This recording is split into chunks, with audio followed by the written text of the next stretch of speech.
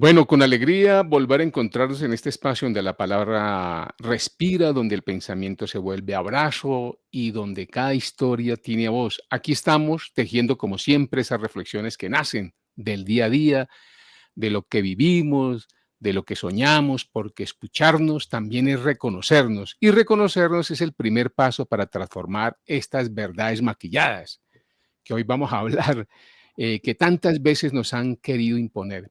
Este espacio es justamente para eso, para mirar el mundo desde abajo, desde las raíces, desde donde nace la vida y la esperanza, pero no basta con entender el mundo, lo importante es cambiarlo juntos, desde lo común, desde la comunidad.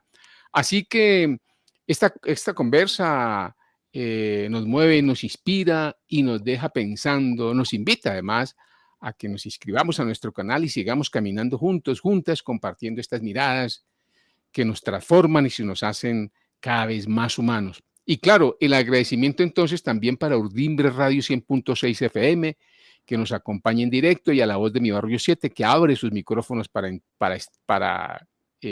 hacer cada vez más se conozcan estas palabras y sigan viajando por los territorios, cruzando esquinas, plazas y corazones y conciencias, que es lo que vamos y necesitamos.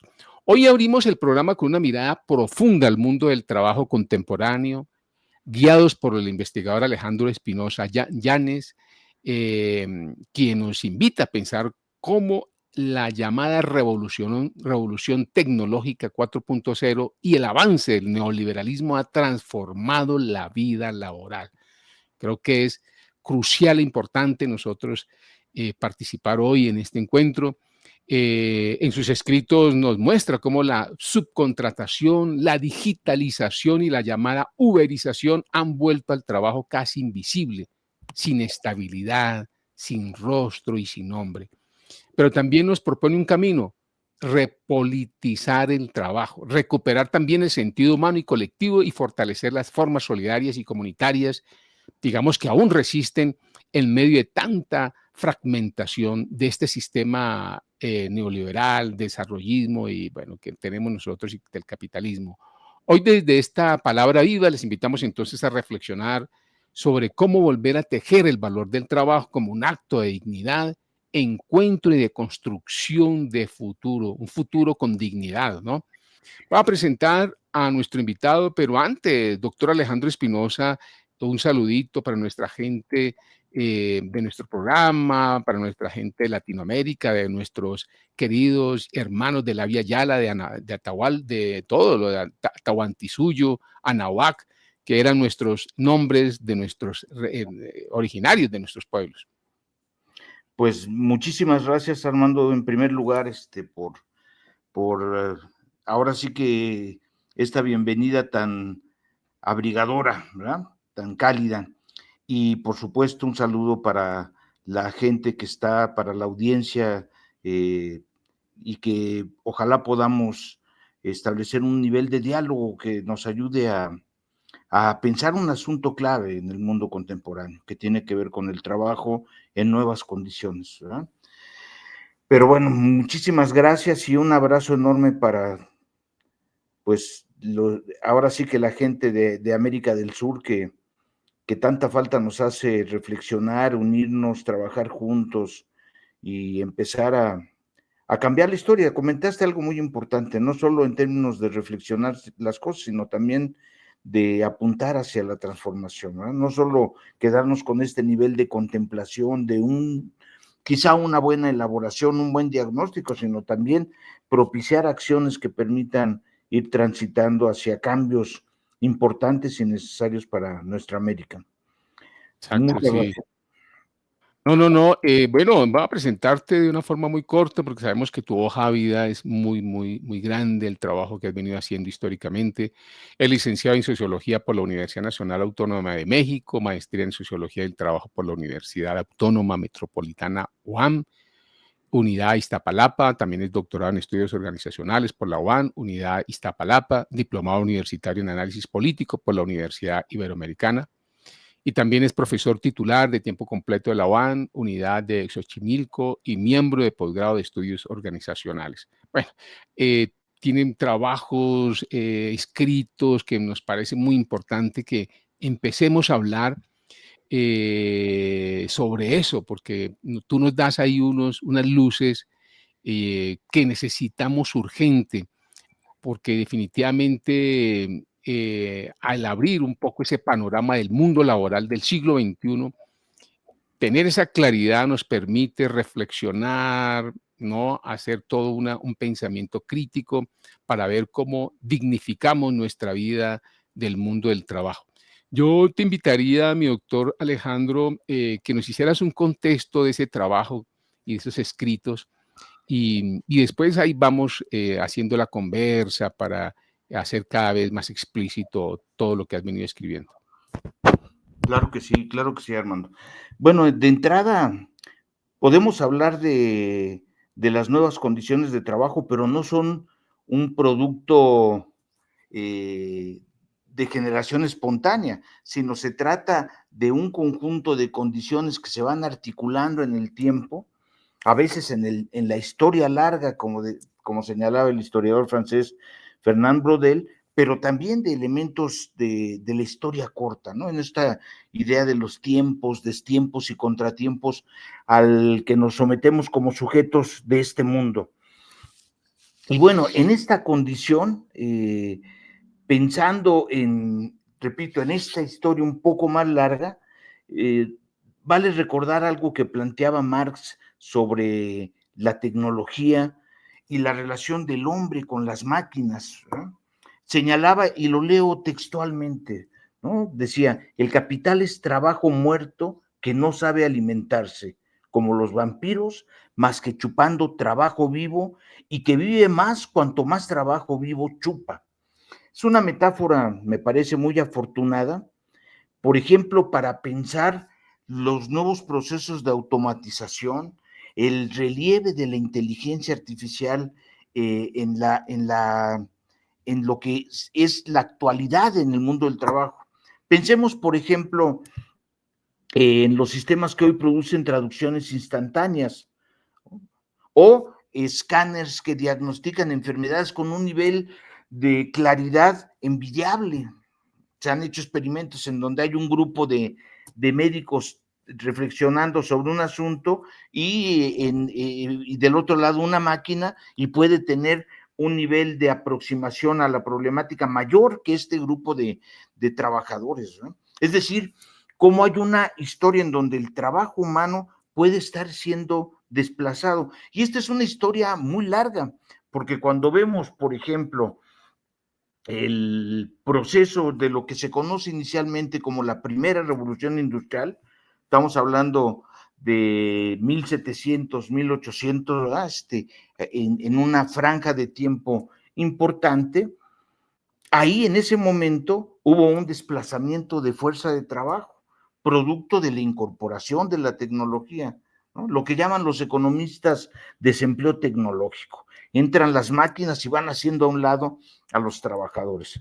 Y en esos tiempos también surgió el movimiento ludista, que lo que hacía era destruir las máquinas porque se veían como enemigos, aunque los trabajadores también fuera ingenuidades, sabían y tenían claro que destruyendo las máquinas era la forma de pegarle a los dueños de los medios de producción. Entonces tenemos ahí una historia de la tecnología que para poder comprender lo que está pasando ahora, pues tenemos que echar una mirada hacia atrás, ¿verdad? Y por ejemplo, comprender cómo se dio este paso del taller artesanal a la fábrica mecanizada y qué implicaciones tuvo, despojando al trabajador de su saber. Esto para la gente que trabaja cosas de administración. Yo soy profesor en la licenciatura en administración y en sociología en la UAM, y cuando platico con los estudiantes sobre esto, lo que vemos es que las máquinas condensan muchos saberes de lo que fue el trabajo humano, ¿no? Frederick Taylor, este ingeniero tan importante de principios del siglo XX, que después estaría articulado a los planteos de Ford y de todo lo que se conoce como la administración científica del trabajo. En ese momento, Taylor la tenía clarísima, cómo apropiarse del saber de los trabajadores para materializarlo en manuales de procedimientos, mientras que otros ingenieros también decían, bueno, esto se puede llevar a la máquina para que la máquina tenga esta capacidad de producción.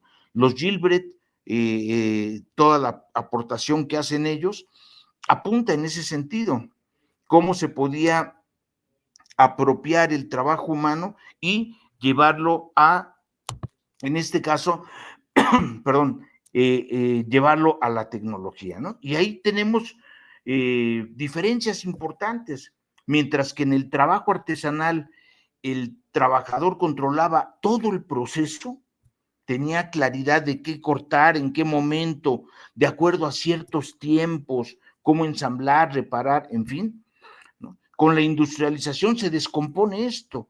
Cuando digo se descompone, no nada más en el sentido de que hay una descompostura del trabajo humano, sino que hay una división marcada del proceso de trabajo que implica nuevas formas de encarar los problemas, quizá una sobreespecialización de algunas cosas, pero descalificación de otras, y eso lo estamos viviendo desde hace muchos años. Por eso digo, este problema de la entrada de las nuevas tecnologías, lo que hace es apretar una tuerca que estaba un poquito floja, pero que venía siendo apretada desde tiempos remotos, ¿no? ¿Y cómo podríamos sintetizar este proceso de industrialización?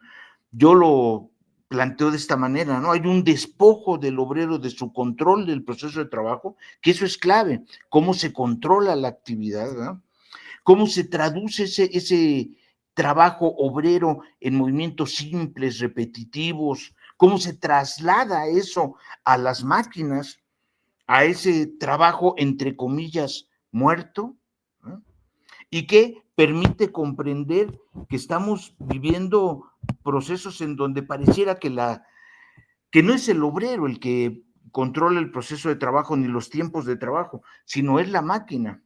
Y lo vemos esto, lo mismo en un espacio laboral fabril, como también podríamos estar en nuestra casa y también estar sometidos a una cuestión de tiempos con las máquinas que trabajamos, las licuadoras, el horno de microondas, la computadora, si estamos haciendo teletrabajo o si estamos simplemente trabajando en casa, aunque no sea en conexión con otra gente, ¿verdad?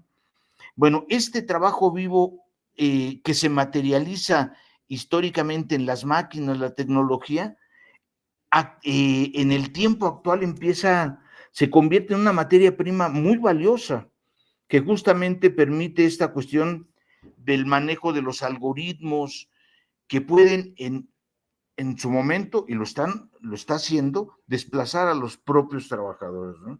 Entonces yo creo que esto es algo clave, es algo central. Lo podemos ver en múltiples ejemplos. Platicaba ayer sí, con un grupo de compañeras y compañeros de nuestra universidad, pero en otra sede, está en Lerma, que es otra entidad federativa en el Estado de México, y platicaba sobre la importancia de la entrada de las nuevas tecnologías en todo lo que tiene que ver con logística, con transporte, con plataformas, ¿verdad? Como Uber, Rappi, ¿verdad? Que utilizan sistemas de supervisión algorítmica que están además abrevando de lo que los propios trabajadores en su labor ordinaria de repartir, de llevar, de buscar nuevas rutas para hacer la entrega, de sobreponerse a ciertas condiciones en el uso de las ciudades para no llegar a destiempo, ¿no? Y cómo eso también se va materializando en las propias plataformas. Lo que los teóricos del capitalismo de la vigilancia señalan, ¿no? Uno aporta su materia prima, sus intereses, sus conocimientos, sus preocupaciones, y esa materia prima se convierte en algoritmos que pueden generar niveles de predicción del comportamiento. Es decir, estamos hablando no solamente entonces de cómo en los procesos de trabajo puede haber una ganancia que reciben las plataformas, que recibe el capital, para llamarlo de manera genérica y que no es incorrecto, ¿verdad? Pero también, al mismo tiempo de esta máquina de hacer dinero, está una maquinaria finamente pulida para el control político, para la forma de edificar un sentido de comportamiento que permita, como platicábamos antes de comenzar el programa, que permita una normalización de las cosas. Es normal que esto suceda. Es natural. No, no es natural ni es normal. Tendríamos que ser enemigos de esos términos que son totalmente opacos para explicar lo que está pasando, ¿no? Yo creo que en ese sentido es muy importante despojarnos de niveles de ingenuidad cuando entendemos qué está pasando con la tecnología. Había un teórico italiano muy interesante, adscrito al obrerismo italiano, Pansieri. Yo cuando lo leí por primera vez, te hablo de hace muchos años, con el doctor Enrique de la Garza, un profesor formador de los estudios laborales en México. Ya murió, pero dejó toda una escuela muy importante, y realmente me emocionaba revisar la obra de Pansieri. Bueno, él señalaba algo que me parece clave para poder entender de qué estamos hablando, ¿no? Que la maquinaria no es neutral, que Ujú. concentra una idea de dispositivos de los tecnólogos y de los grupos que están detrás y que quieren producir de cierta manera, y que esa maquinaria de alguna forma también está trazando ritmos y sentidos de cómo decantar la actividad obrera. Entonces, Pansieri, en ese sentido, hablo de los años 60 del siglo pasado, no es algo ahorita. Sin embargo, la vigencia de Pansieri y de Braverman para discutir sobre estos asuntos me parece muy importante, ¿no? Como la organización capitalista del trabajo, antes y ahora todavía, despoja al obrero de su saber de oficio. Y esto, con la inteligencia artificial, se convierte en un terreno de exploración para el capital muy importante, porque estás agarrando saberes que estaban presentes ahí y que, así como las farmacéuticas acudían a ciertas cuestiones de hierbas y de plantas y para poder propiciar ciertos remedios, aprovechándose de los saberes populares, esta tecnología, en términos amplios, está abrevando de ese saber general producto de la humanidad, y lo está patentando, lo está controlando, lo está llevando a su terreno de control, que permite moverse con una inteligencia artificial totalmente direccionada por parte del capital, y en donde no hemos sido suficientemente capaces desde la academia y desde la organización de los trabajadores, sindicatos, comités de trabajo, laboratorios de ideas proclives a visiones más progresistas, de poder encarar esto de una mejor manera. Comenzaría por esta parte de, al menos, de poner sobre la mesa un conjunto de preocupaciones que me parece que podríamos Preocupaciones muy, muy discutiendo. profundas, estructurales, porque ese cambio de subjetividad que tanto nos dice Enrique Dussel, que hay que trabajar fuerte, ¿no? Para descolonizarnos, para desaprender, para reaprender. Y cada vez lo vemos más sujetos a todas estas plataformas y al mundo digital. Es muy complejo y uno diría que ahí tenemos un reto muy fuerte. Digamos que uno diría que hasta qué punto seguimos siendo sujetos libres o en la red, o nos hemos convertido en piezas funcionales de un sistema que lucra con nuestra atención y nuestra vida cotidiana. Hasta qué punto ya hemos perdido esa posibilidad, ¿no? De sujetos libres, dignos en el mundo, incluso desde el pensamiento intrapersonal, intersubjetivo, ¿no? Y colectivo.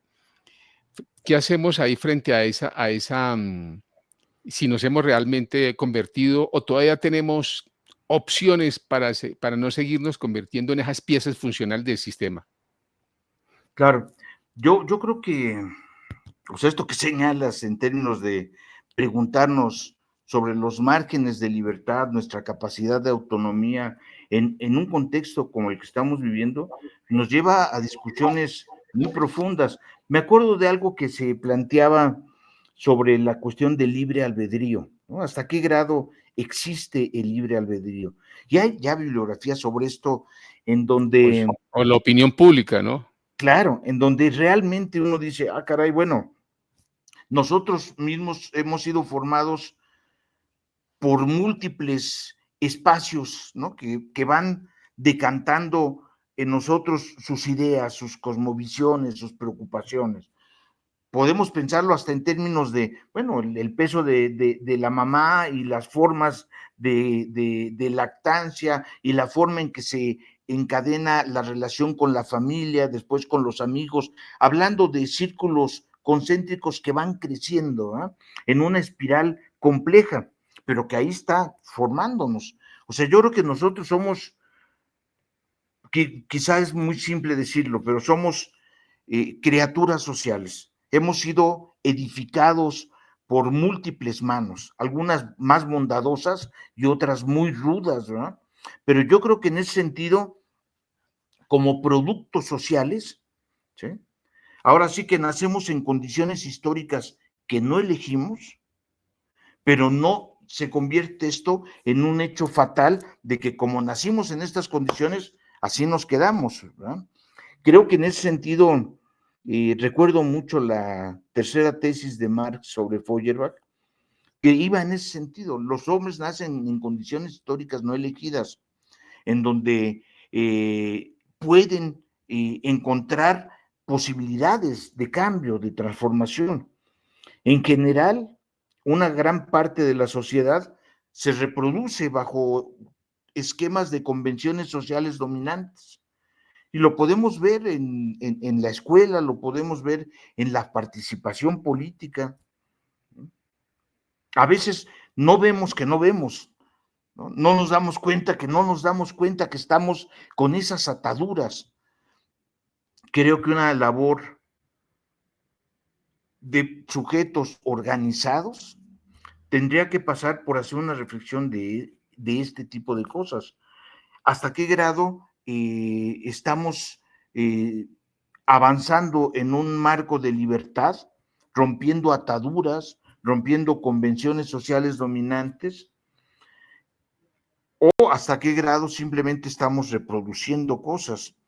Yo creo que en el campo de la educación, en la pedagogía, podemos encontrar esta gran discusión, ¿no? Una sociedad reproductora que lo que desde el capital dice, bueno, ¿cuáles son esas condiciones que permiten la propia reproducción del capital? Con algunas cosas que pueden estar ahí raspándonos un poco, pero que permiten esa reproducción. O pensar en posibilidades de reproducirse socialmente, tomando distancia con un pensamiento crítico de estas cosas, ¿no? Creo que la aportación que se hace, y eso es algo muy importante en nuestra América, es toda esta cuestión del diálogo de saberes, de poder recuperar elementos que están ahí, que formaban parte de los grupos originarios, ¿verdad? De la gente que no fue descubierta, que ya estaba acá y que estaba también con sus propios problemas y todo, y que nos aportan cosas para entender cómo nos relacionamos, cómo atendemos cuando algo nos está doliendo, no solamente en lo material, sino en lo espiritual, ¿verdad? Cómo podemos repensar el mundo, cómo podemos imaginarnos una relación con la naturaleza diferente, en donde no tengamos que pensar cuánto en el agua como una mercancía, o en la salud como una mercancía, o en el amor como una mercancía, ¿verdad? Entonces, esta enorme discusión que se da desde el diálogo de saberes, que es una tarea en curso y que encontramos en muchos países, en Colombia, en Ecuador, en México, en Argentina, con diferencias y todo, pero hay esta revuelta de imaginar que otro mundo es posible de mirar y de reconstruir. Y creo que en ese sentido podemos, a partir de ese tipo de cosas, junto con otros elementos, algunos no pensando en lo eurocéntrico, pero sin soslayar que hay toda una elaboración teórica también, corpus teóricos muy importantes que hay que apoyarnos en ellos para eso, para construir márgenes de libertad, niveles de, no de sumisión, ¿verdad?, de construcción de normalidad, sino de atención, de crítica. Creo que en ese sentido, bueno, ahí tenemos una aportación y lo vemos en grupos también organizados. Eh, eh, yo pertenezco a una red de economía social y solidaria. Comenzó como una red universitaria, pero ahorita tiene muchas cooperativas adentro. Entonces encuentras a cooperativistas, a artesanos que no están en cooperativas, pero están trabajando por fuera de los circuitos de la economía, lo más que se puede por fuera de la economía capitalista, o que ellos construyen sus propios circuitos cortos de producción, de cómo se hacen las cosas, con gente de fábricas recuperadas, experiencias muy importantes en Argentina, en Uruguay, en Brasil, ¿verdad? En México también tenemos fábricas recuperadas que han sido, eh, pues han tenido sus avances y retrocesos, porque así es la historia, ¿no? No todo es, Claro, qué padre, aquí vamos ya y ya se acabó, ¿no? Así no, como que hablaba del fin de la historia, pero ahora en positivo. No, hay muchas cosas y hay traspiés y dificultades. Pero creo que esta discusión del libre albedrío, haciéndola visible, ¿qué nos influye a nosotros? ¿Qué fuerzas les interesa que sigamos pensando de esta manera? ¿No? ¿Cuáles son aquellas fuerzas que dicen, mira, esto sería muy importante, ahora sí que inocular esta, este, esta forma de entender las cosas en donde la sumisión y la domesticación sean como algo normal? ¿No? Pienso, por ejemplo, en esta enorme discusión que abrieron algunos estudiosos de cuestiones de comunicación cuando se publicó este libro de Para leer el Pato Donald, de claro, Ariel Dorfman y Armando Armando Matelar. Mateler. A mí me parecía clave, ¿no? Y cuando sigues la saga de su trabajo y ves Superman y sus amigos del alma, ¿no? Y dice, bueno, es que esta idea de que Disney era toda maravilla y toda la ternura, no, hay un trabajo de inoculación, de Uy, construcción desde chavitos de ciertas cosas, claro. de una forma de entender la historia y todo. Creo que en ese sentido, lo que estamos viviendo con la inteligencia artificial es un aceleramiento de las cosas, para que veamos esto como algo que pues ahí está y que no hay ninguna bronca, ¿verdad? ¿Cómo podemos pensar, por ejemplo, en la inteligencia artificial sin la ética, sin la importancia del peso moral en las decisiones? Ahí están, ¿verdad? Yo creo que es algo que debemos de incorporar, ¿no? Y además pensar que estas plataformas, ¿quién las maneja, no? ¿Quién las opera? Claro. Y Ahora nomás pensando ya uno, si sabe quién las opera, pues uno sabe que cuál es el manejo y cuál es como la intencionalidad. totalmente. Había un dicho, no sé si, si esto sea que esté presente en toda América, pero en México era muy popular. Detrás de un gran hombre hay una gran mujer, que era toda una cuestión machista y todo eso, Machista, ¿no? claro. Pero detrás de la inteligencia artificial están las grandes corporaciones, no hay duda, y están los intereses de los grupos concentrados, que tienen mucha plata, ¿no? Y del poder Cuando uno político, ¿no? piensa, oye, ¿y Zuckerberg cuánto dinero tendrá? ¿Y qué peso tendrá Musk en el Producto Interno Bruto de varios países? Pues de repente dices, esas corporaciones tienen más dinero que naciones completas. Claro. Está concentrado el dinero y además tienen ejércitos de, de todo, de tecnólogos, de laboratorios de ideas, de fundaciones, para manejar cosas en donde puedan ser capaces de construir o de predecir comportamientos. Y yo creo que eso es algo que desde hace muchos años se ha venido discutiendo. Hay un trabajo que a mí me gusta mucho y lo utilizo mucho en términos de metodología con los estudiantes, un trabajo de Pierre Bourdieu sobre la fotografía en donde él señalaba, bueno, cuando uno toma una foto, no es nada más fulanito de tal tomó una foto, sino que tienes que ver a ese sujeto cuál fue la intención de tomar esa fotografía, ¿verdad? Y al ver eso, haces toda una revisión casi epistemológica de conformación del sujeto, dónde fue educado, cuál es su idea de la estética, cuál es su idea de la política, del orden natural o no de las cosas. Y cuando uno se mete en esa profundidad, se rompe esta idea de el libre albedrío. No, hay múltiples sentidos y determinaciones. Lo que hay que hacer es revisar en dónde estamos, ¿no? En dónde estamos parados para ver cuáles pueden ser nuestros pasos para ir rompiendo con ataduras, aceptando algunas cosas que nos parezcan importantes de continuar con ellas, como una gran parte de nuestra historia, ¿no? Pero para ensanchar caminos, para abrir horizontes. Yo creo que eso es algo que la inteligencia artificial, con esta acumulación por desposesión en la que estamos metidos, porque cada vez que nosotros metemos algún dato, ¡pum!, nos lo agarran, ¿no? Decía un teórico de la comunicación español, aunque vive eh, prácticamente en Francia, Ignacio Ramonet, de cómo Google sabe todo de nosotros, qué tipo de calzado usamos, cuál es nuestra tarjeta de crédito, si vamos al cine, qué tipo de películas son las que preferimos o no. No estamos en el cine, pero estamos en nuestra casa, supuestamente nadie nos ve, pero cuando nos metemos en Netflix, también ahí hay un circuito que nos articula con cosas.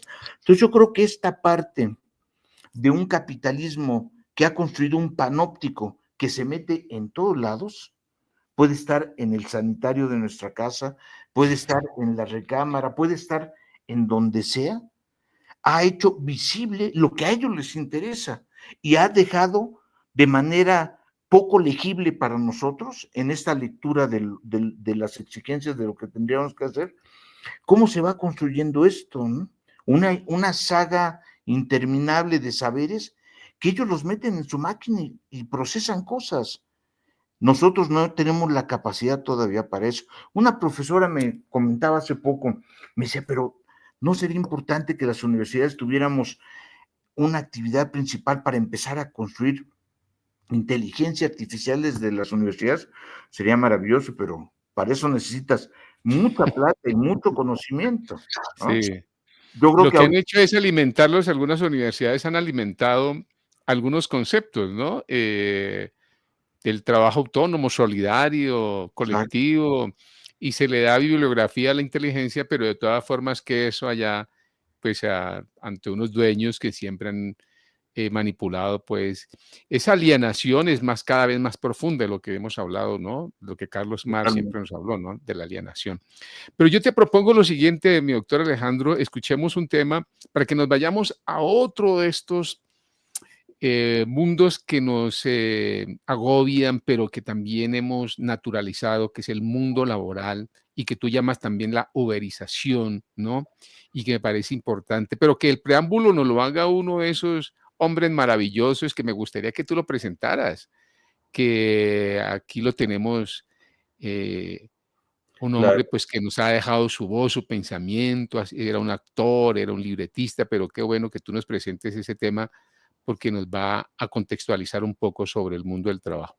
claro. Bueno, ahora Víctor Jara, como dices, era gente de teatro, era gente de cultura, era eh, un hombre hacedor de cosas para el pueblo chileno, hermoso, ¿eh? Pienso en esta maravillosa canción, ahorita la vamos a escuchar, la de Cuando voy al trabajo, pero una canción que hizo para niños, frágil como un volantín en los techos de Barrancas, jugaba el niño Luchín, ¿no? Una canción hermosa que habla de un niño que crece con la tierra, viendo al caballo, el caballo lo miraba, ¿verdad? Es decir, cómo tenía una capacidad plástica Víctor Jara de articularse. Era el pueblo cantando, ¿no? No era Víctor Jara nada más, era Ujú. una parte de la sociedad chilena que quería construir algo diferente, que lo intentó, que fue sacrificado, Y que forma vilmente es asesinado, totalmente, ¿no? totalmente, ¿no? Entonces sí creo que vale la pena disfrutar una idea de cuando voy al trabajo y lo que uno puede estar pensando de alguien que ama, ¿no? Entonces, Bueno, algo tan cotidiano como eso. Escuchémoslo con mucho gusto, de verdad.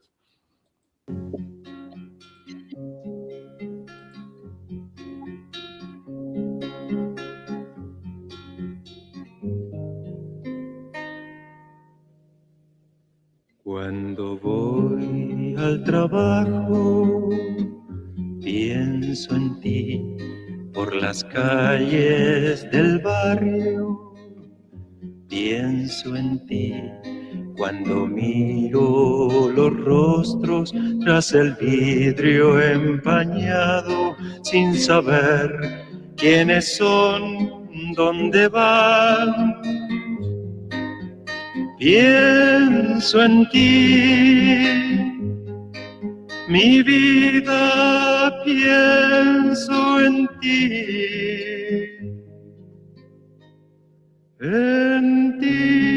compañera de mis días y del porvenir,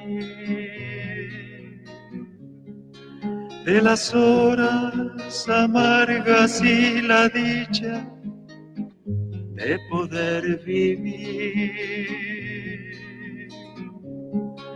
laborando el comienzo de una historia sin saber el fin.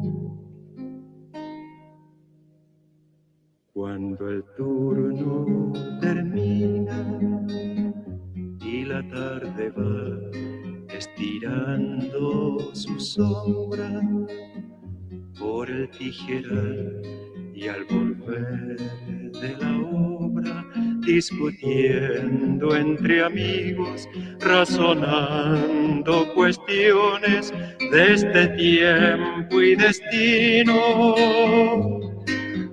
pienso en ti, mi vida, pienso en ti,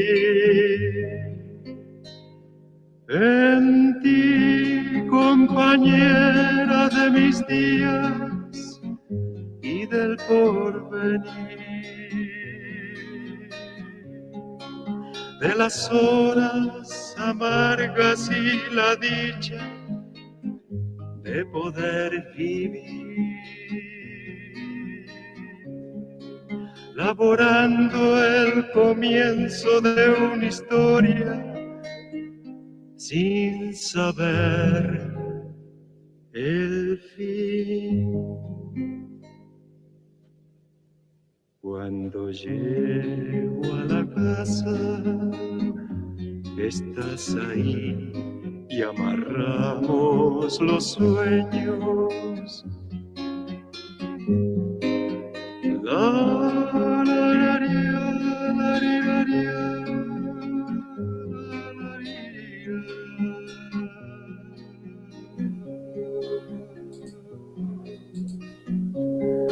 laborando el comienzo de una historia sin saber el fin.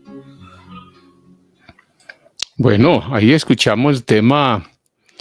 Es maravilloso escuchar primero su voz, pero todo su mensaje contrahegemónico. eh, no sé, definitivamente las voces, como el teatro, la pintura, son expresiones que nos ayudan de una u otra forma también a retomar y a repensar y a desaprender todo lo que hemos venido hablando. Creo que Totalmente. tenemos que echarle mano a esas herramientas comunicativas, ontológicas, ¿no? De ese ser profundo. Eh, yo quisiera que nos fuéramos, tú hablabas también sobre, ya hablamos un poco sobre la fase de la acumulación, donde el capital se apropia no solo del tiempo del trabajo, sino también de la información, de los datos, de la subjetividad humana, pero también se habla de la flexibilidad, donde se vuelve la palabra, pues, digamos, esa flexibilidad se vuelve una palabra o una dinámica tramposa, donde suena como a libertad, ¿no? y esconde y donde se esconde también, pues, digamos, la inseguridad, el aislamiento y, pues, y además el competir con el otro, con la otredad se rompe, se destruye. Y también, ¿cómo podemos pensar un poco ahí sobre ese mundo laboral, que ahora, digamos, estamos viviendo? ¿Y qué significa hoy precisamente tener trabajo cuando las fronteras entre el empleo y el desempleo se disminuyen en la llamada economía de las plataformas? Ahí cómo empezamos nosotros y todo lo que tú hablabas de la uberización, que no hablamos un poquito de ese mundo laboral en el que estamos actual y que de una u otra forma también lo hemos visto como muy bueno, porque ahora estamos en las casas, ya no tenemos que pagar el transporte, ya no nos movilizamos, mejoramos supuestamente la movilidad, ya no hay no, ayudamos a los trancones. Bueno, parece ser que nos vendieron todo un escenario maravilloso, Sí, pero sí, es que sí. nos cambia el mundo laboral, donde nos han más tercerizado, pero también nos hablan de la flexibilidad, pero también nos hablan de libertad, de autonomía y de trabajadoras y trabajadores independientes, ¿no? De personas que tenemos capacidad de emprender nuevas acciones para no estar sujetos a patronos, pues que nos explotan y nos regañan. ¿Cómo vemos ahí esa nueva configuración laboral? No, no, estás haciendo anotaciones que son muy importantes y ahora sí que hay que meterle el diente ahí.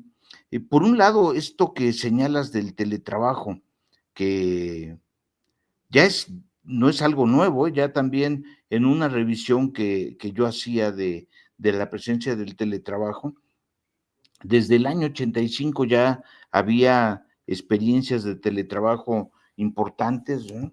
Claro, esto se va consolidando cada vez más. En el momento de la pandemia es un momento clave donde avanza de una manera muy, muy grande y modifica la idea del espacio de trabajo, porque el espacio de trabajo en la casa se convierte en multidimensional, ¿no? Multifuncional, por un lado la casa, por otro lado la oficina, por otro lado el lugar de resguardo, en fin, con todo lo que significa. Algunos trabajadores lo veían como muy positivo. Sin embargo, si ponemos atención en esto, también lo que vemos es que tanto el teletrabajo como estos modernos procesos de uberización, ahorita le metemos un poquito más energía a tratar de revisar esto, lo que vemos es que se fragmenta el vínculo entre trabajador y empleador. Incluso en una discusión teórica que yo he estado trabajando con algunos colegas, veía que hay un paso o hay un tránsito de lo que se llama la subcontratación, el outsourcing, la tercerización, a la uberización. Mientras que en la tercerización un trabajador era contratado por una firma, pero para laborar en otra. Ah, te contrato yo Manpower para que trabajes en IBM o la que fuera, ¿verdad? En la uberización también, pero incluso no aparece con claridad ningún rostro, aparece una plataforma, ¿no? Pero la identidad, los nombres, eso no aparecen. Entonces, por un lado vemos la fragmentación de un vínculo entre trabajador y empleador, por un lado. Por otro, se erosiona la identidad laboral y la comunidad de trabajo. En el teletrabajo, ¿cuál es la comunidad? Estás ahora sí que tú y tu circunstancia conectado con, ¿verdad? En donde hay mecanismos de vigilancia y de control del proceso que uno no tienes que tener al supervisor enfrente, ya está incorporado en la computadora, en el software, para poder estar viendo si estás trabajando en ese momento o si estás chateando con tus amigos, como un elemento de control y que rápidamente dice, hey, por favor, casi como en la película de tiempos modernos cuando Chaplin se va a fumar un cigarrillo al baño y el patrón aparece ahí ahora sí que el Big Brother, ¿verdad? Aparece y le dice, hey, por favor, váyase a trabajar, ¿no? Entonces tenemos, repito, la fragmentación del vínculo entre trabajador y empleador, la erosión de la identidad laboral y la comunidad de trabajo, se transforma la estabilidad en precariedad estructural, ¿verdad?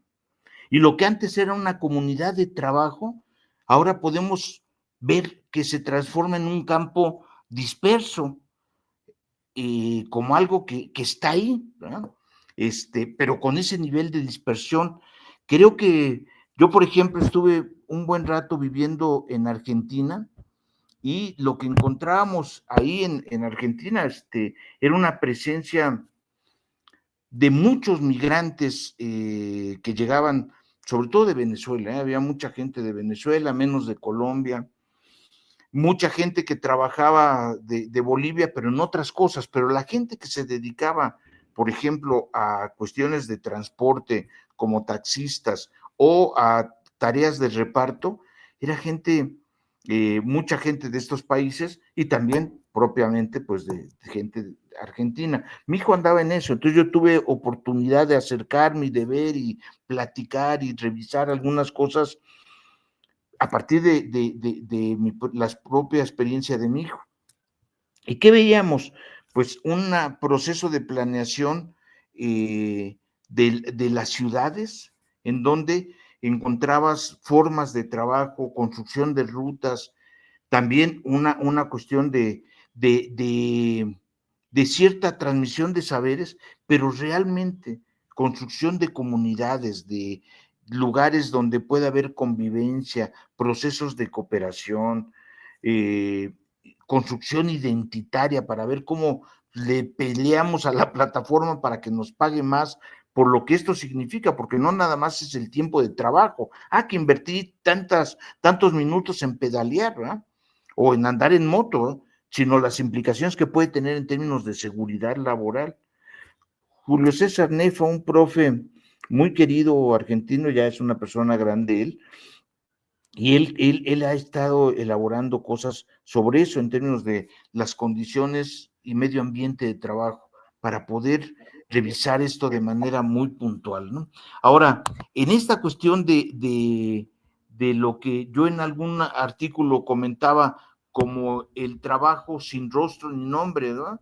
En donde podemos hablar de la uberización, ahora sí que lo que vemos es que en ese momento la gente pues, no tiene contratos, no hay un contrato de trabajo.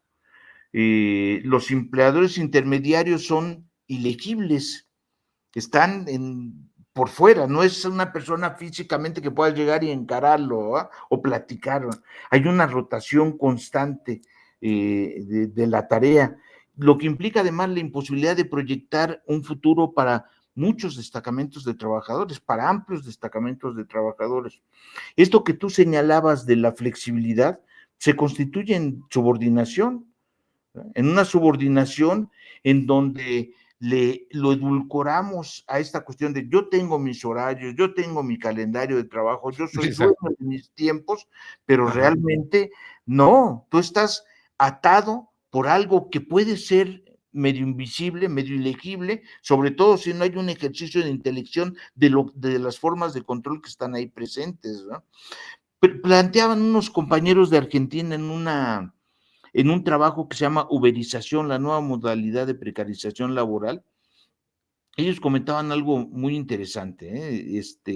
Es un observatorio legislativo argentino que en mucho ha trabajado por las broncas modernas de los procesos de trabajo. Y comentaban ellos algo, lo voy a leer muy rápido, ¿eh? Dice, ha logrado sortear los mandatos de derechos conquistados, la uberización, ¿no? De derechos conquistados por los trabajadores y generar una metodología de precarización laboral impune. Cada vez son más las empresas que utilizan este modelo, como Pedidos Ya, Rappi, Uber Eats, Globo, ¿no? Siguiendo esta senda analítica, ya no estamos hablando de lo que plantean los colegas argentinos, siguiendo esa senda analítica, ¿cómo se enlaza esto con el trabajo en plataformas digitales? Ahí están, ¿no? eh, la tecnología por delante e incrustada en nosotros mismos, o sea, nosotros somos sujetos tecnologizados.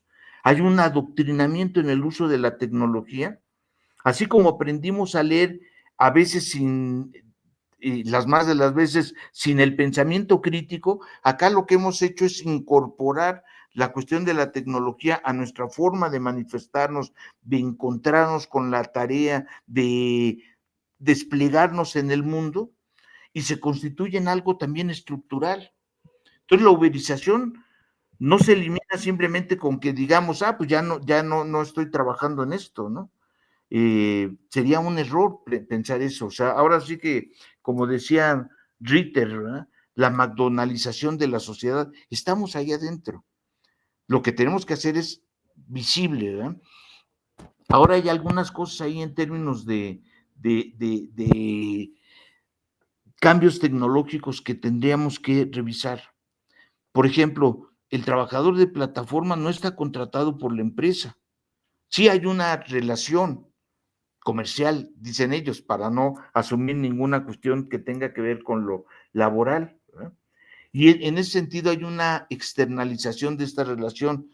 No solo se terceriza la relación laboral, también es el espacio, el tiempo y los medios de trabajo los que se tercerizan. Es decir, nos encontramos frente a no es una metáfora, es una realidad, pero que podemos utilizarla como metáfora para entender diferentes planos de esto, de un patrón invisible. Existe, pero no lo vemos, ¿no? La persona que presta el servicio asume los costos del vehículo, del teléfono, el mantenimiento. Él en lo concreto está ahí presente, incluyendo accidentes como planteaba Nefa, ¿verdad? Sin embargo, el patrón invisible no lo podemos agarrar y decir, aquí está, ¿no? A diferencia de las experiencias en las fábricas tradicionales, ¿no? Entonces se le podía hacer el meeting al frente. Exactamente, exactamente. ¿Cómo construimos un pliego de demandas para ir a hablar con un patrón que no está físicamente ahí, sino que está diluido en las plataformas? Hay que encontrar las rutas, porque ya hay trabajadores que han logrado construir ciertos niveles de colectivización para hablar de demandas, ¿verdad? Y poder señalar nuevos contenidos de solidaridad, de encuentro, en donde no se sustituya la organización colectiva por la competencia individual y el aislamiento, que es lo que predomina en estos mecanismos de trabajo. Pero es una bronca, es un desafío para los propios destacamentos de trabajo, sobre todo si consideramos que son trabajadores que están desperdigados, producto de esto que hablábamos hace rato, de la fragmentación social, de nuevas condiciones de trabajo, en donde además, ayer, por ejemplo, en esta charla que teníamos entre varios colegas que te comentaba, uno de ellos decía, bueno, es que yo lo que he encontrado es que los trabajadores dicen, yo no quiero cambiar esta condición, yo así me siento cómodo, no tengo patrón, yo manejo mis tiempos, ¿verdad? Esta idea De libertad, ¿no? de durismo y de la libertad, que no se da cuenta que están siendo controlados de diferentes formas, que forman parte de una red tentacular que los tiene atados, pero donde ellos se sienten libres, ¿verdad? No hay bronca, yo no soy un sujeto atado, Manejo mi tiempo. yo manejo mi tiempo y se diluye esta idea del nosotros obrero, de esta idea de Víctor Jara, Exacto, cuando voy al trabajo pienso en ti y estoy ahí con los compañeros y sobre todo qué maravilla cuando regreso estás ahí. Podría ser exacto. Amanda, podría ser, ¿no? En los términos de Víctor Jara, ¿verdad? Pero bueno, ahí hay una bronca porque se trata de identidades efímeras, precarias, que cambian con cada turno, en donde la posibilidad de construcción de socialización, de encontrar zonas de cohesión social y de encuentro, pues se diluyen. Uno, por ejemplo, en los espacios tradicionales conocía a los amigos y se enganchaba hasta en historias de amor y desamor con la Sí, gente. se compartían los espacios de descanso al tinto, ¿no? Y los compañeros y Exactamente, compañeras hablaban sobre procesos organizativos, se enamoraban, salían a totalmente, hacer momentos de ocio, a jugar fútbol, a jugar cartas. Bueno, había toda una totalmente, relación. Sí, totalmente. Fíjate, por ejemplo, en el libro este de Cadenas y de Hombres, un trabajo clásico eh, de la sociología del trabajo, ¿no? En ese texto, el autor hablaba de la importancia de los 5 minutos para el cigarrillo, ¿no? claro. Como dices tú, de poder llegar y vamos a platicar, mira, vamos a fumarnos un cigarrillo. Y otra compañera francesa, se me fue ahorita el nombre de esta chica, hablaba de que las mujeres también luchaban por los 5 minutos, pero no era para fumar el cigarrillo, sino era para platicar. Oye, ¿cómo te va a El ti? chisme, ¿no? El chisme, eso hace parte de la catarsis, Claro, como de la parte s de la del lavadero comunicación. donde estás compartiendo con la Eso, gente ahí, ¿verdad? Eso en las experiencias de los trabajadores que están en las plataformas se desvanece. O sea, las totalmente. formas de socialización son, ahí sí que predomina la cerradura y el seguro y no la socialización, ¿no? O sea, ¿qué vale más tener buenas vallas o buenos vecinos, buenos amigos? No, pues yo me voy por las vallas y mi seguridad y yo consigo este contrato y me muevo para acá y ando en bicicleta. Sí hay, por supuesto, intercambios, pero no tienen esa solidez que permitía la construcción identitaria. Yo creo que ahí hay un elemento a considerar y por eso creo que sí se puede hablar de trabajo sin nombre ni rostro en la era de lo digital, ¿no? Los trabajadores de plataformas carecen de representación colectiva, no hay estabilidad contractual, no hay un espacio físico compartido, que es lo que estamos hablando. ¿Cómo podríamos llamarlos ahora? ¿Es el proletariado del siglo XXI, el nuevo proletariado? ¿Cómo lo podríamos? Claro, claro, yo creo que sí, es un nuevo proletariado, porque igual conserva lo que se planteaba del, ¿no? Yo soy proletario porque no tengo nada, ni nadie me tiene, ¿no? No tengo nada, no tengo medios de producción, nadie me tiene, no pertenezco a un señor feudal, ¿no? No soy el esclavo de, aunque de alguna forma sigo teniendo ataduras, ¿no? Porque hay otra forma ahí cuando tú haces ese trabajador o trabajadora independiente que es, y hemos hablado de la economía popular, que es una autoexplotación, ¿no? Sí, sí, sí, sí. Es no solamente me exploto yo, sino exploto mi familia, ¿no? Cuando coloco una tienda, una fama o en un restaurante, coloco a mi esposa, a mis hijos, a mi mamá, toda la familia, ¿no? Y los pongo a trabajar, pero no les tampoco, no hay ni prestaciones, no hay ARL, no hay condiciones. Son trabajadores, ¿cierto? Son trabajadores y trabajadoras, porque todos son trabajadoras y trabajadoras, pero lo que el problema es que últimamente ahora se media esos derechos laborales por un contrato laboral, ¿no? Si no tengo un Ujú, contrato laboral, entonces estás por fuera de los derechos. Entonces no te puedes pensionar, no tienes ARL, por riesgos supuesto. laborales, no tienes, bueno, toda una cantidad de garantías Claro, constitucionales. Eso, el salario ya de una u otra forma es mediador de garantizar, porque tú ahí en ese momento que cuando estás trabajando independientemente. No, yo creo que es uno de los problemas gravísimos que hay que empezar, que aquí nosotros tenemos un 56, casi el 60% de los trabajadores son trabajadores o somos trabajadoras por cuenta propia, ¿no? Sin garantías sociales, pero totalmente. fuera de eso, pues lo que tú acabas de decir. Pero ya casi estamos terminando, pero yo creo que esto es es un tema que definitivamente tenemos que seguir profundizando porque, bueno, ya hay movimientos. Yo quisiera hacerte una pregunta, ¿cómo pensar entonces en una economía para ir ya hablando un poquito de lo que hemos hablado de las economías para la vida o de las economías solidarias, transformadoras? ¿Cómo pensar una economía para la vida que no solo responde, digamos, a la precarización del trabajo, sino también a que también cuestione, digamos, la lógica de la producción capitalista y colonial que la sostiene? Hay ¿Cómo podemos ir empezando a vincular y romper esa fragmentación? Carlos Marx nos hablaba, ¿no? De eso, ¿no?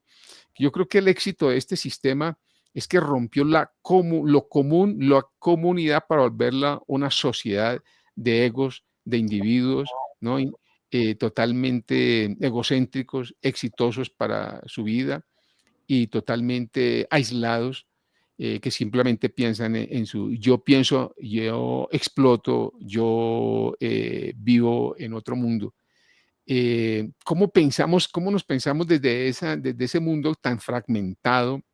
Que yo creo que ese ha sido uno de sus grandes logros de este sistema de la modernidad, con nuestras economías para la vida, las economías transformadoras. Bueno, hay miles de formas de llamarlas, ahí para que no sigamos sujetos a este sistema colonialista y explotador. Sí, yo veo una dificultad material en parte de esta discusión. En México, por ejemplo, encima del 50% de la población trabajadora está en condiciones de informalidad. sin contrato, sin vacaciones, sin aguinaldo, sin seguridad social. O sea, te enfermas y te jodiste porque ya no puedes ir a un médico. Bueno, o puedes ir, pero vas a pagar tú, ¿verdad? Y si te tienen que operar, olvídate, ¿no? O sea, ahí sí que... Y bueno, hay estudios sobre eso, de cómo la gente se va desgastando y se convierte su cuerpo en una máquina y se soportan muchas cosas, incluyendo cuestiones de enfermedad.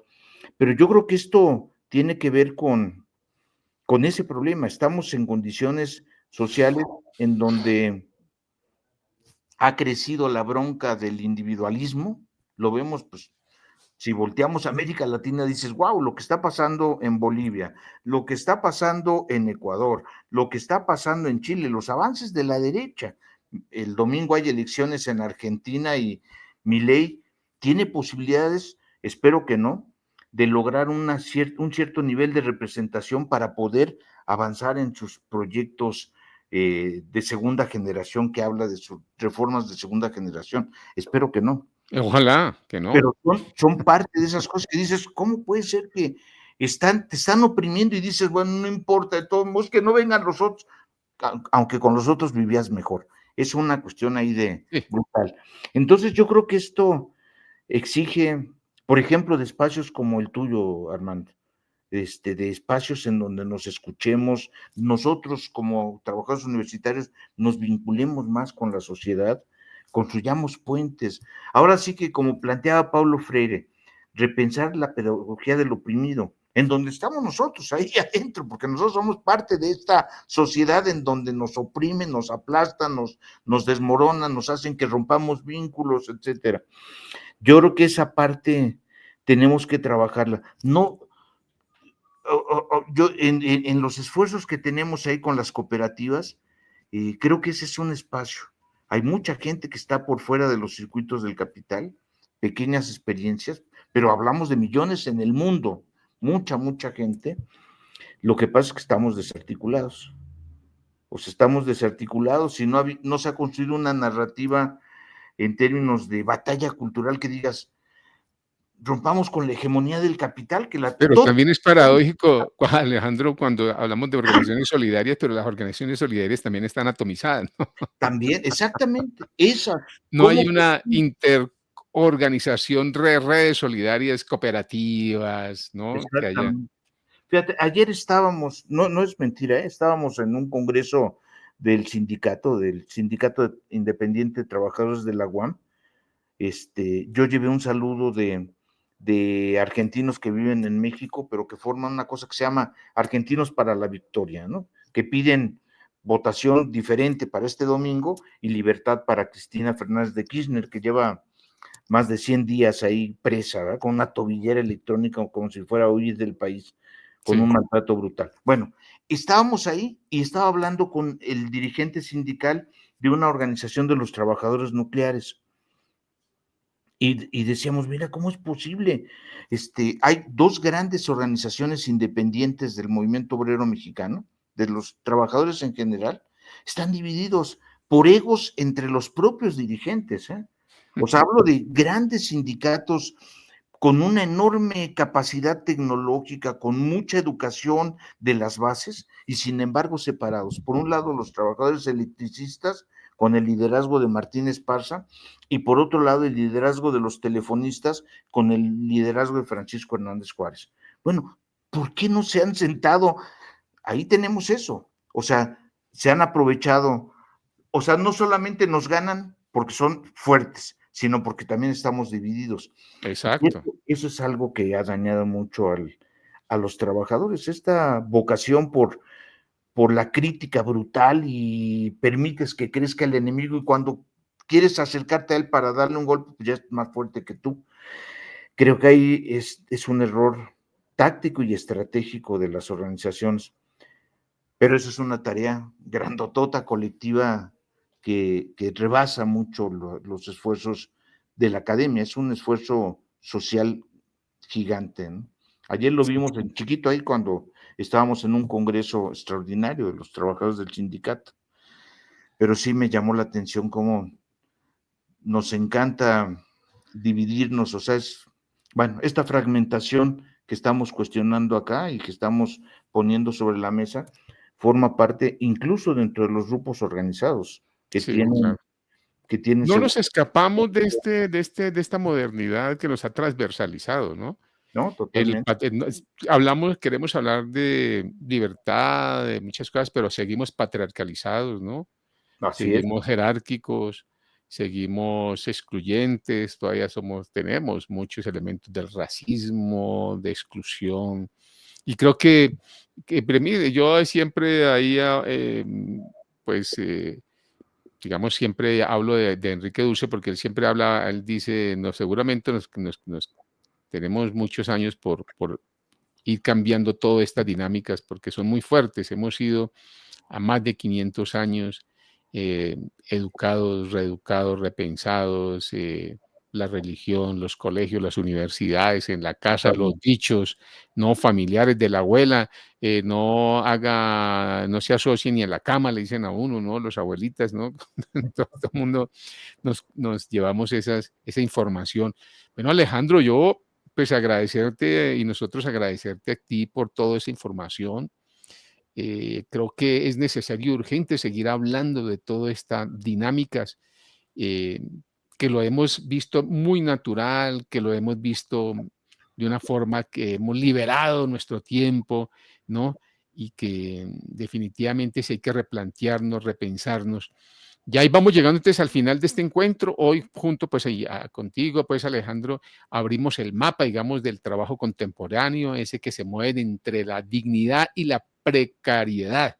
Eso es Mm, dos elementos ahí fuertes, ¿no? Pues que estamos luchando por dignificar nuestra vida hasta que se vuelva costumbre, pero la precariedad ahí más se mantiene entre, hablábamos precisamente sobre la resistencia que Ernesto Sábato también hablaba, decía, yo ya no sé si decirle, cuando él escribió su libro La resistencia, no sé si decirle, seguir diciendo a la gente que siga resistiendo, o bueno, o hay una reinvención, una transformación, bueno, tiene que haber unas nuevas formas de pasar más allá de la resistencia, pues agradecemos también profundamente tus palabras que nos ayudan a mirar más allá de la pantalla y volver a ver un rostro más humano detrás de cada oficio, de cada lucha y de cada rebusque. También a los oyentes y de corazón les dejamos una invitación para que sigan pensando el trabajo no solo como un empleo, sino como un acto, digamos, de vida, de totalmente. transformación misma de humana, ¿no? De comunidad sobre todo y de construcción de nuestro presente y de nuestro futuro y porque mientras el mundo se fragmenta, nosotros seguiremos tejiendo más comunidad, más acciones. Hay que llamar pues a precisamente ese trabajo. Alejandro, yo te invitaría a que nos hagas una última, bueno, invitar también para que se sigan inscribiendo a nuestro canal, se sigan circulando estas conversas. Necesitamos que estos pensamientos, estas miradas, que no es las verdades absolutas, pero sí es un acto de reflexión, pero también la invitación no solamente es conocer, sino transformarnos para otros mundos posibles. Te invito, Alejandro, para que hagan nuestra última reflexión y agradecerte muchísimo por nuestro encuentro y vamos a finalizar otra vez con un fragmentico pequeño de ese maravilloso cantante de Víctor Jara. Alejandro, entonces ahí te Ah, invito para que nos hagas ahí la última me quedé reflexioncita. enganchado para escuchar a Víctor Jara. Sí, yo creo que en esta tarea del capital de disminuir costos y aumentar control, tenemos que tener claridad de que las plataformas existen, están en la tierra y en la nube, y detrás de ellas están los grupos de gente muy poderosa que está configurando el mundo de acuerdo a lo que debe de ser, con nuevos esquemas de servidumbre social. Yo creo que este esquema del régimen de explotación flexible y despersonalizado tendría que ser motivo de crítica de todos los que estamos ocupados de los estudios laborales, de las organizaciones del trabajo, porque sin paradojas, descentralizar el trabajo como lo se está haciendo, por un lado implica niveles de aislamiento brutales, pero también implica que la acción laboral pierda sentido. Solamente sirve para el encadenamiento productivo, no para repensar las condiciones y ver cómo transformamos el mundo. Yo creo que los sindicatos, las organizaciones de trabajadores, los espacios universitarios tenemos que aportar nuestro granito de arena para entender esto, ¿no? Entender que esta digitalización que estamos viviendo es una nueva forma de pensar el mundo, es una nueva forma de controlar en general el mundo. Siempre ha habido esquemas de control brutales, ¿no? El fascismo era una forma de control, el capitalismo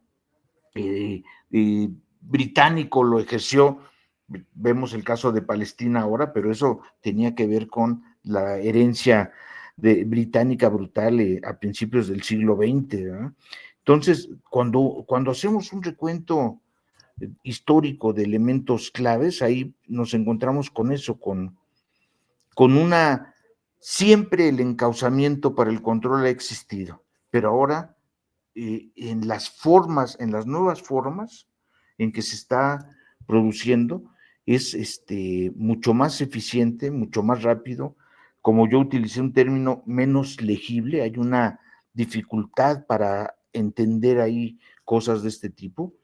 No vemos que no vemos, pensando en corporaciones que están en destacamentos de trabajadores que están involucrados en lo diario y no se ponen a mirar cómo está su condición social. Yo creo que este ejercicio, me acuerdo de un trabajo muy en la onda académica de la crítica de la razón dialéctica de Sartre, apuntaba en ese sentido, la necesidad de que revisemos las condiciones en las que estamos. Sartre era enfático en eso. Yo creo que eso es parte de las tareas que tendríamos que hacer. Nosotros desde la academia, porque yo cuando platico con muchos colegas, anda cada quien despistado, o sea, ahora sí que estamos tan ocupados que no nos damos cuenta de dónde estamos parados, ¿verdad? Sí. Hay que darnos ese Hace tiempito. parte de la dinámica y hace parte del mundo moderno, ¿no? Y eso es lo mismo que le dicen a uno. Exactamente. Y la otra, Alejandro, yo creo que no hay que satanizar tampoco como cuando empezó con el internet, la televisión, no hay que satanizar ahorita las IAs porque hacen ya parte de este mundo, sino es mirar a ver cómo la reconsideramos, la recomponemos, la reempezamos la empezamos a direccionar incluso a favor de lo que estamos haciendo incluso hoy, ¿no? La gente, y veces se ha organizado, mucha gente del Uber y mucha gente de estas plataformas digitales para venta, se han organizado en redes para repensarse en hacer sindicatos, movimientos, ¿no? Para Ujú. convocarse en las calles. Creo que hay que mirar también esa gran posibilidad para Totalmente. no creer que estamos acá satanizando y que ya estamos, las IAs ya no sirven para nada. No, son muy importantes y ya además no, ya estamos inmersos Lo y que no llegó hay para que quedar, saber. ¿no? Ahora hay que acostumbrarnos y hay que también hacer la crítica de los alcances y límites en los que nos mete socialmente, ¿no? Pero sí, Claro, claro, totalmente claro. de acuerdo contigo. Si no se queda uno con la imagen negativa de que, bueno, el tiempo nos ganó y ya más parece como un reclamo nostálgico del tiempo pasado que era mejor. No, no es Sí, cierto, ¿no? sí, Ahora sí que exacto. como un cantor argentino, mañana es mejor, pero eso también depende de nosotros, ¿no? Hay que Sí, trabajar. sí, sí, exacto, exacto, exacto.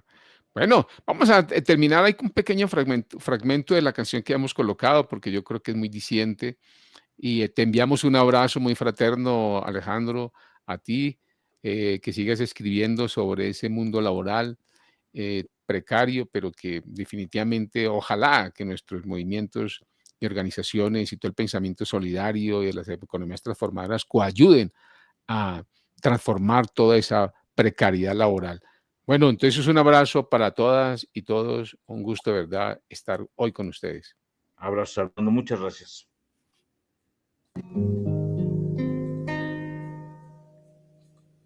Cuando voy al trabajo, pienso en ti por las calles del barrio.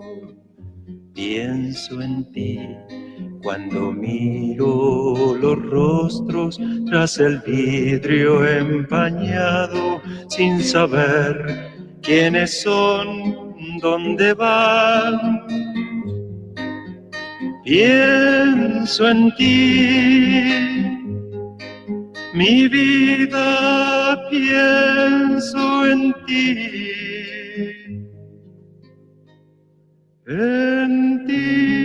compañera de mis días y del porvenir, de las horas amargas y la dicha de poder vivir, laborando el comienzo de una historia sin saber el fin. Cuando el turno termina.